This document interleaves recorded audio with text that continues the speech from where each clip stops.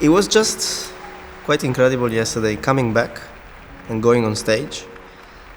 And at the beginning it was strange, because at the beginning I had the feeling, oh wait, am I still in the competition or not?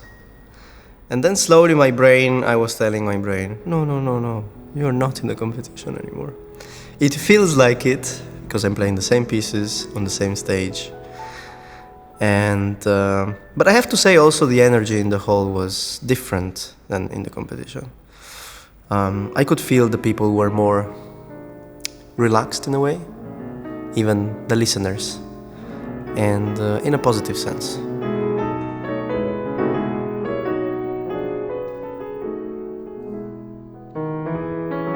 It was, first of all, let's not forget, we come from not so distant COVID times, where many musicians were not having so many concerts, and I was also not playing so much. Let's say the change was sudden and was huge, really.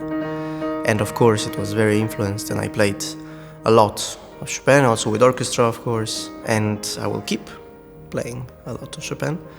For next year I will also have some big work. Let's see what it is.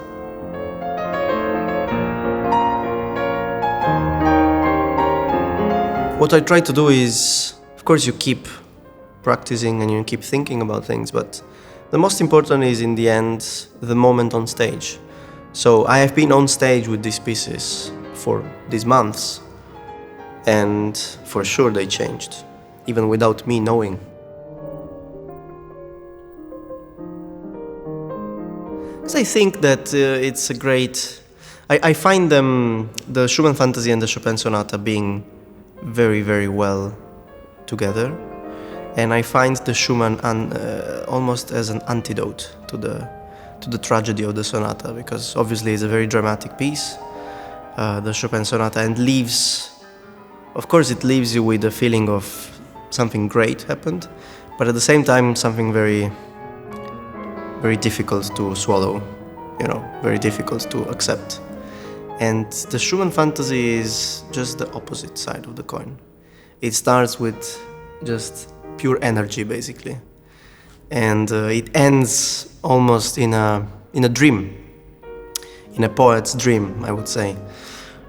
So I really wanted to show these completely opposite sides of Romanticism, and they are also born in the same year, so they respected each other very much. So what better way, I think, to basically put together two of their greatest masterpieces that are so different in character.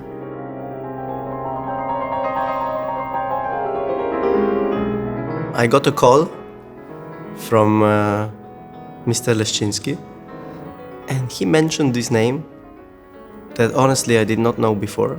So I was about to play a concert. It was like a few hours before a concert, but I was very curious. So I went immediately on Spotify and I listened immediately to the concerto, and I almost came late to the concert because of that. And then I thought, yes, I want to do this.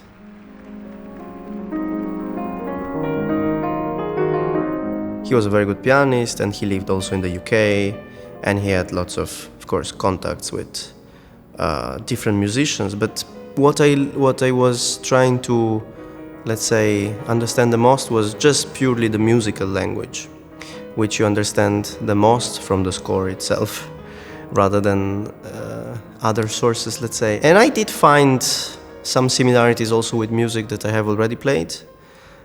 I found some, in a way, a similar atmosphere in certain moments to even Barber Concerto, for example, that I played a few years ago. There is a wonderful moment in the last movement, in the middle section, where the piano is playing two different, let's say, sound worlds. I will not get too technical now.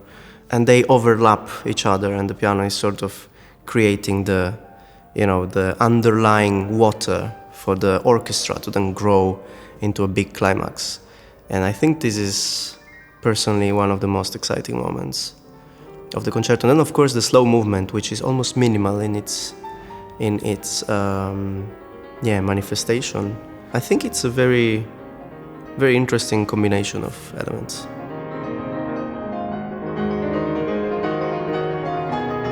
Well, I'm especially excited about the Australian tour that I will have at the end of September, and it will be almost 2 months long.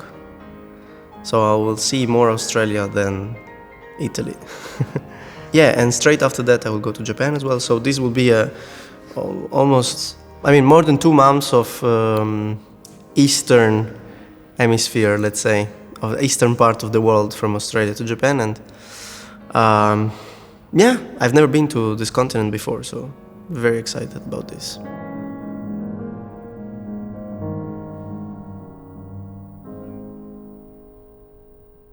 I don't know this word anymore.